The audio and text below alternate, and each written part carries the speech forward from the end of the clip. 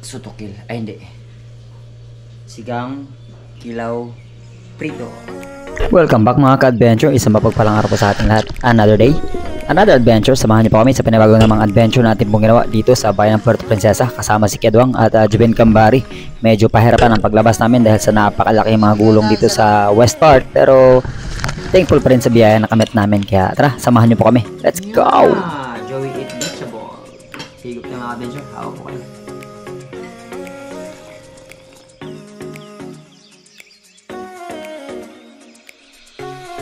Shoutout pala sa aking salty blooded brothers na si Gaga Orozco or Spearman's Gear sa bagong 14mm purple na Seagull sub. At nandito na kami sa Nagtabon mga ka-adventure at sasakay kami ng bangka. Buti na lang ay medyo may kalakihan na itong bangka ni Kedwang. At ayan, kung mapapansin po ninyo, medyo masama ang panahon at sobrang lalaki talaga ng mga gulong dito sa area. Pero hindi kami nagpatinag at patuloy lang sa pag-adventure. Pero syempre kailangan pa rin ng matinding pag-iingat at paghihingi ng gabay sa Panginoon para nang sa ganun ay maging ligtas at maging maayos ang aming pong adventure para sa araw na ito. At ito na nga ang buong senaryo kung paano kami tumagos dito sa napakatitinding mga alon at gulong dito sa Nagtabon Beach.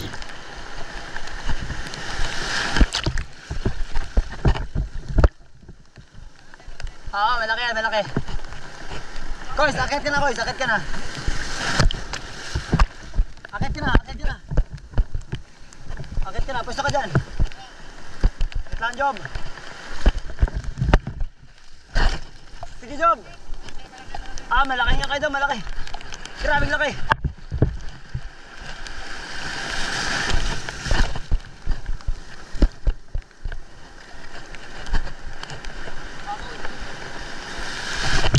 Dito sa kanan. Dito sa kanan.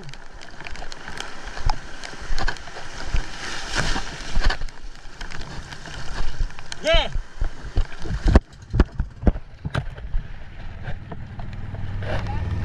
Tanggal. Tanggal. At ayan mga ka-adventure, sa unang attempt ay na lost thread yung tornilyo na nagkukonekta sa ihi at sa makina, dahilan kung bakit hindi makausad ang bangka at kailangan namin iatras pabalik sa mas mababaw ang bangka dahil kapag inano dito at bumalagbag or nag-side sa mga alon ay nako, perwisyo ang magiging kahihinatnan. Kaya kailangan naming umatras at ayusin muna. At inabot kami ng pangatlong attempt mga ka-adventure bago kami tuluyang nakahanap ng tamang pagkakataon. At ito ang buong nangyari.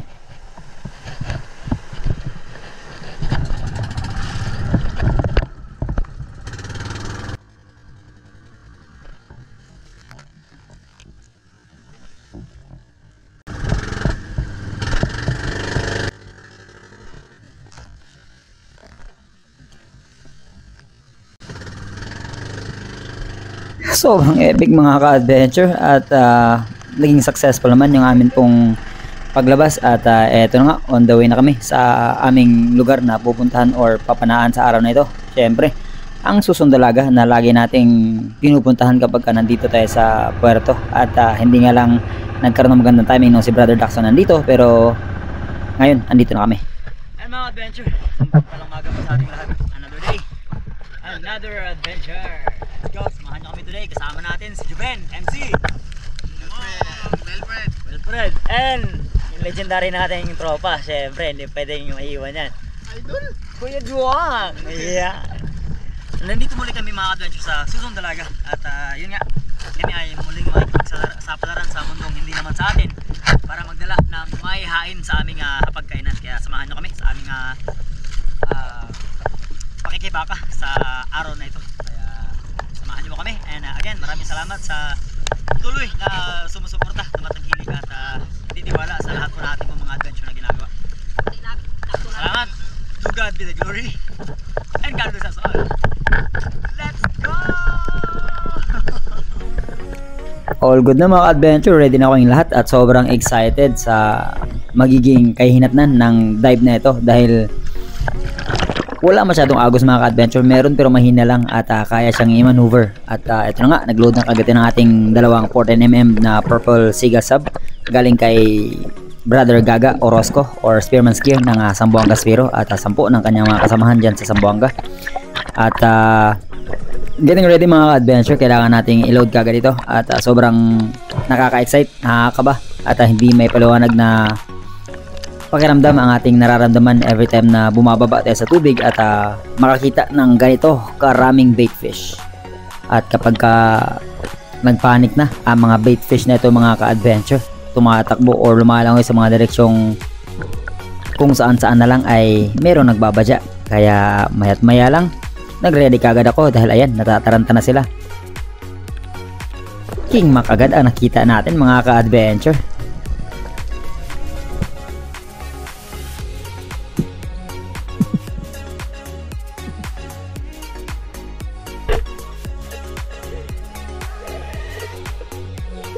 Sa pulang ating unang tira sa araw na ito mga ka-adventure at tinatansya ko pa ang power ng Seagull sub nito dahil nga first time ko ring makagamit ng goma na ito, pero yung 14mm na laki ay goods pa naman. Pero sabi nga ni Brother Gaga Orozco, kapag ang tama dun sa target na tinarget mo ay mas mababa, ibig sabihin kulang pa sa power ang pana. Kapag medyo napataas naman ng konti, ibig sabihin na-reach ng goma ang tamang stretch or yung hatak nito, kaya nagkakaroon ng sobrang accurate na performance. Kaya ating paalala sa lahat ng mga spear gun maker na dapat ang goal natin ay hindi lang pagbenta ng pana, dapat i-goal din natin yung pagkakaroon ng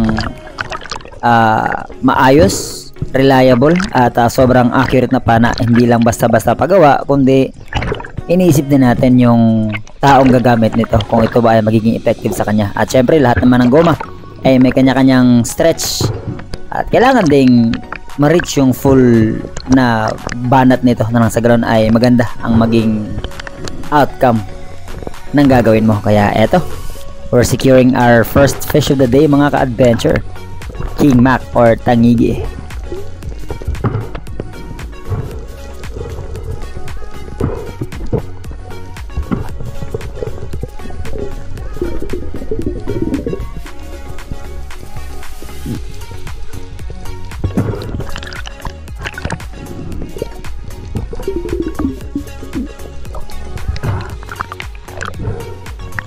Pagka-secure ng isda mga ka-adventure, diretso kagad sa bangka dahil sagabal ito sa ating paghahunt at posible ring matakot yung iba pang mga isda na makikita natin kapag nasa gilid lang natin. Ayaw ko naman siyang ilagay sa buya, baka kainin ng pating, kaya diretso na lang sa bangka. At eto, si Bro Juben Kambari ay nakahuli na rin ang kanyang unang isda, ilak mga ka-adventure. At sa baba namang ito, napakarami ng mga surgeon fish or labahita mga ka-adventure, kaya lang hindi pa ako masyadong satisfied sa laki nila, pero goods na po ito. Kaya lang syempre nakakuha kagad din ng King Mac, so ang goal natin is either mas malaki sana ng konti at yung ilak sana ay malaki na, hindi nga lang lumapit.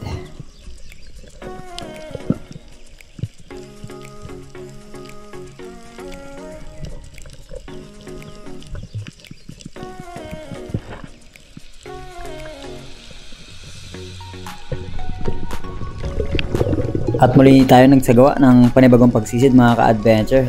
This time ang plano ko ay mag-ambush dahil nandito na naman yung grupo ng mga Big Eye Emperor, Midnight Snapper at yung Red Bass mga ka-adventure. At kasama din yung mga slender at white margin na unicorn fish.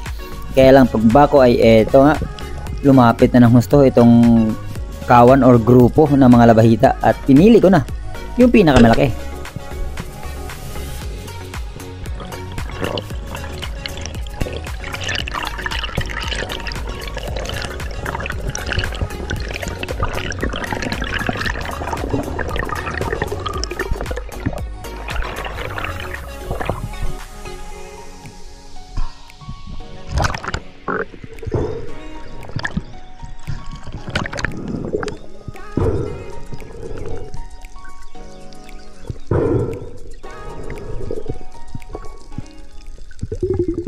Good size na mga labahitang ito mga ka-adventure. Itong sa akin ay mga 1 kilo or mahigit pa, at ito naman kay Juben ay almost mga 2 kilo na. At kailangan lang talagang tiyagaan, i-ambush at palapitin yung mga isdang ito dahil sobrang curious din nila at ayaw nga lumapit ng husto dahil nga ayaw din lumapit ng mga mas malalaki, yung mga nasa likod, yung mga red bass.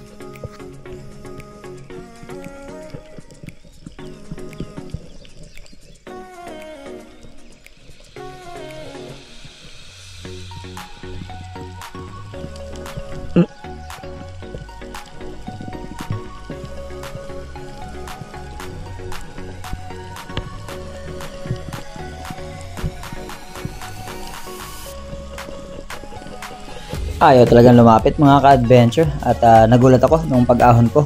Nagsabi kasi si Juben na meron siya nakita mga original na suran or ayan, blue spine, pero nabawasan niya na pala. Long time no see suran. At maliban sa suran mga ka-adventure, eto, pinatos niya na rin yung labahita, double kill pa.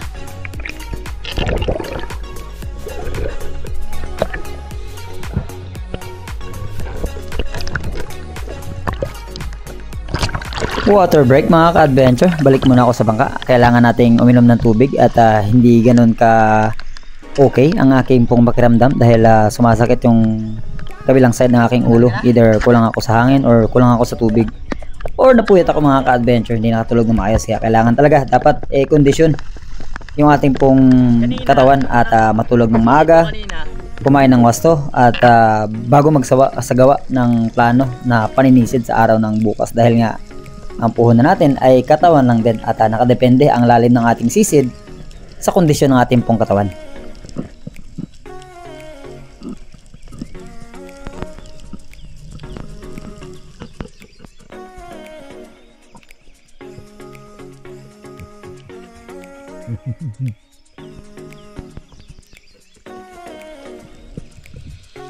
At sa dive naman ito mga ka-adventure, inambush ko naman yung mga white margin unicorn.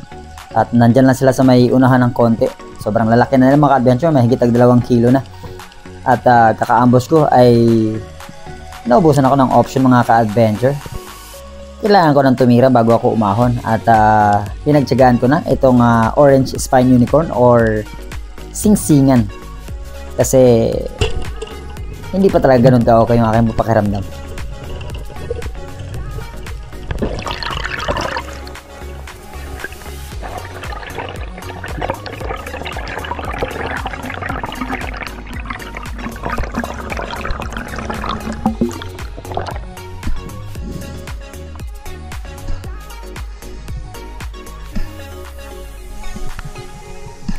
Sinyal.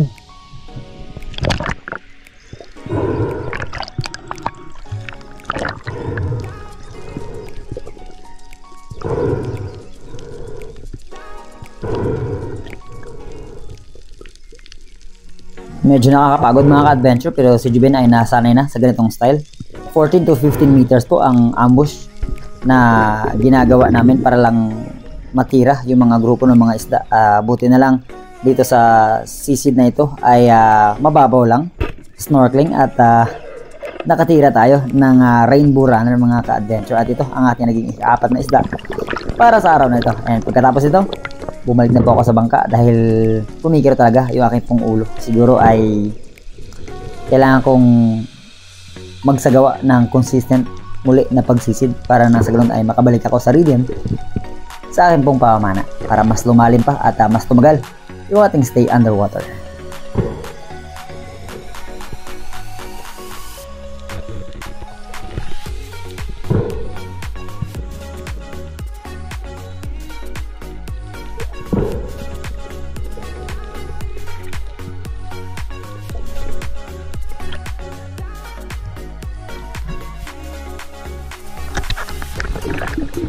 At pagbalik ko sa bangka mga ka-adventure, nandito na yung aming bagong tropang kasama, si Milfred.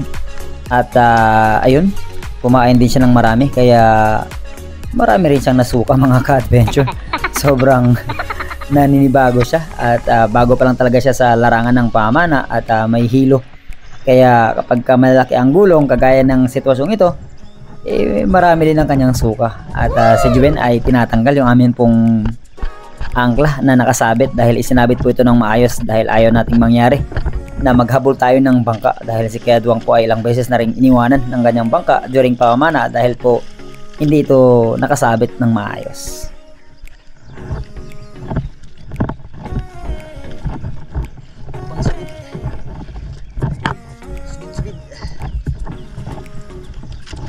Sugid ng tulingan.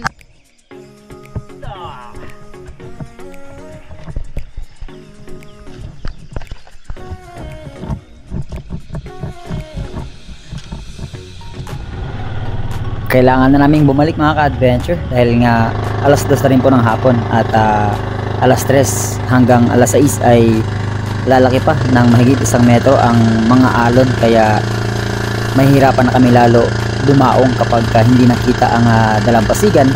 At syempre kailangan i-timing yung mga alon kagaya ng ginawa namin na to na sobrang smooth lang nung pagbasag at pag-ride sa alon, kasi kapag nasentro ka sa malaki kailangan panatiliing naka-straight yung bangka dahil kung hindi, yun nga, pwede itong masira.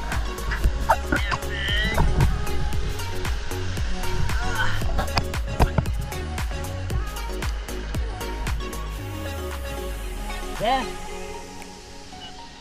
Belo. Yes. Sundalaga.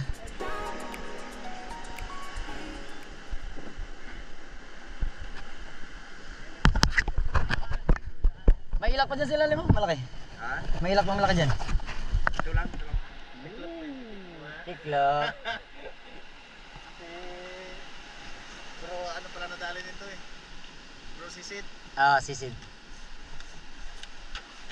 Agat. Alam na may buwangan. Si Kuya Duwang at si Juben mga ka-adventure ay kuridas din sila kapag kanamana dahil nga hanap buhay ang kanila pong ginagawa. At ang akin pong isda, ang 4 na piraso, ay isa lang inuwi ko, yung king mac lang mga ka-adventure. The rest binigay natin kay Kuya Duwang. At eto, nadaanan ako ng mga grupo ng mga kabataan na mga taga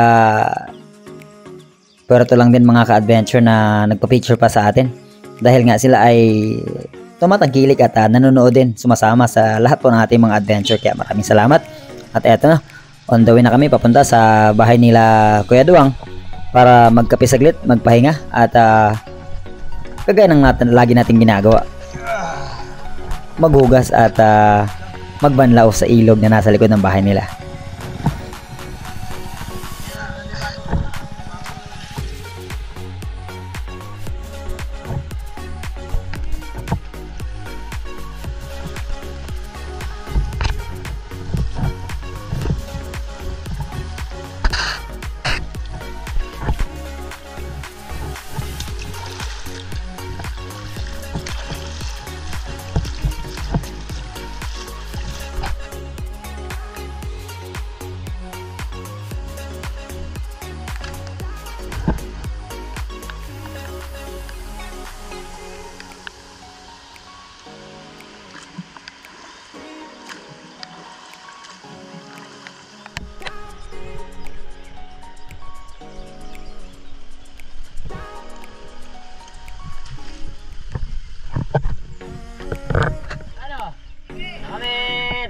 Thank you.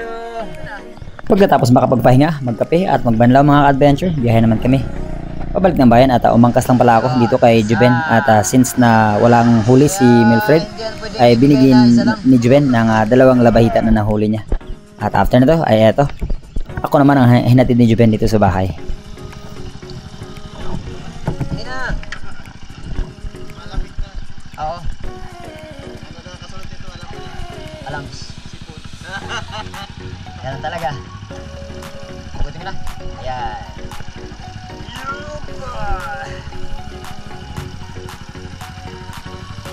Paano? Woo! Amping.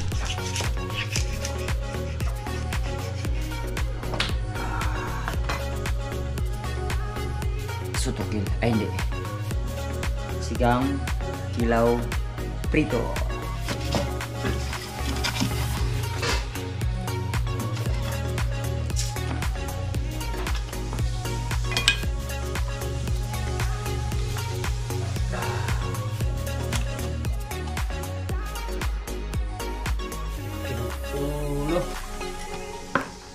tayo ng King-Mac. Lalo tag-ulan ngayon. Malamig na. Isa natin tong paboritong part ni Chairman mga ka-adventure. Ang tungol. Wow! Tungol. Yay! At ayun nga mga ka-adventure, dahil wala si Chairman, ako muna ang magluluto. Buti na lang, ayan dito ang aking bunsong kapatid, si Angela, na katuwang ko rin para sa pagluluto dahil nga kailangan din namin mag-prepare ng aming pong makain mga ka-adventure. At si Chairman pala at si Mama ay nasa bayan ng Coron ngayon dahil mayroong event na gagawin si Coach Ali. At congratulations. And nga pala mga ka-adventure, Happy New Year po sa lahat dahil mamaya-maya lang po ay countdown na ng panibagong taon. At nagpapasalamat tayo sa kabutihan at kadakilaan ng Panginoon na patuloy nating natatamasa kung bakit tayo ay patuloy pa rin na nag-exist dito sa mundong ito. At for all these things, to God be the glory.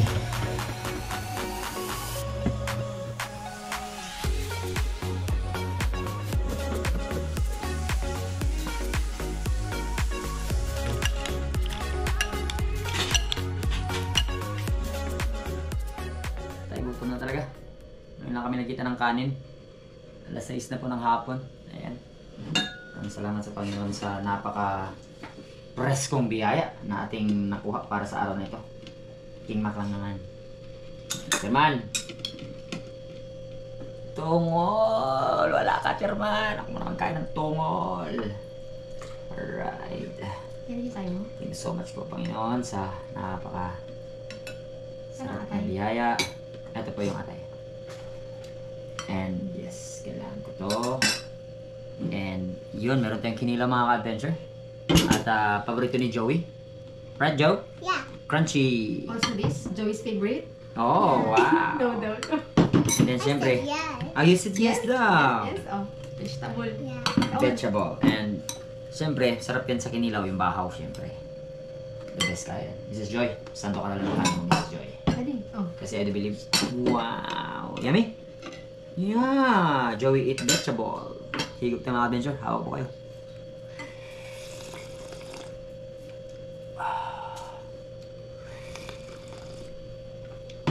Sabi kayo. Tara mga adventure, kanta na nyo. Okay na. Pinilaw. Ay.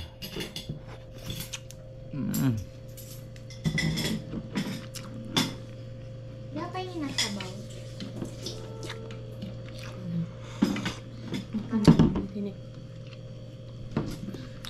Check it out. Tungol. Lagotok ang tungol mga ka-adventure. Shout out. Dax Kino. Lami kayo ang tungol bro. And looking forward to dive soon with you doon sa Kanipo naman tayo. At yan mga ka-adventure. Isa sa pinaka best time namin na nabubo. Nagsasama-sama kami as a family or maging tayo namang lahat. Sa hapagkainan. Dahil nga sa araw-araw ay may kanya-kanya tayong mga pinagkakabalahang mga bagay. Pero nagtatagpo tayo, nagsasama-sama tuwing kainan. At eto na nga, pagkatapos kumain ay kailangan ng i-secure sa refrigerator ang ating ulam na King-Mac ng pangilang araw din mga ka-adventure.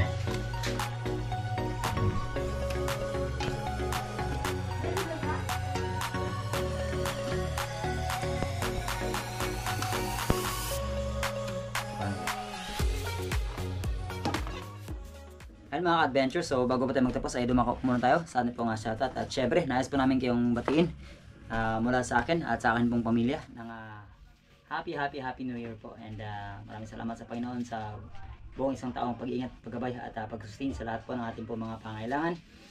And looking forward sa panibagong taon ng patuloy na kadakilaan at kabutihan ng Panginoon sa ating pong mga buhay. Kaya happy 2K25 mga ka-adventure. Countdown tayo mamaya, samahan nyo kami. Yay! Pero again, shoutout po tayo. Ang pinakawa natin nag-comment, si ADR TV. Top 5 natin, sila Adonis Bislig Jr., Nery Ricala, William Otera, Michael Urong, and si Chris Felix Espartinas. And shoutout din natin sila Aiza Kirante, SRB San Pedro Laguna, George Bugs ng Misamis Oriental, Jim Paul Lazarte, Butch, Ellen May, Ochel, and Agustin Elisis Kasumpang. Shoutout po sa inyo and the whole family. Maraming salamat sa patuloy na pagsama sa lahat natin po mga adventure. Larry TV Vlog, ng Aligway Island, Banjo Filipino ng Dait, Camarines Sur, GM Gileto ng Boracay, Coach JP ng Dumaguete, Dillamas and Madeha family, Hantod Ikong. Shoutout bro, dive safe ka nunay.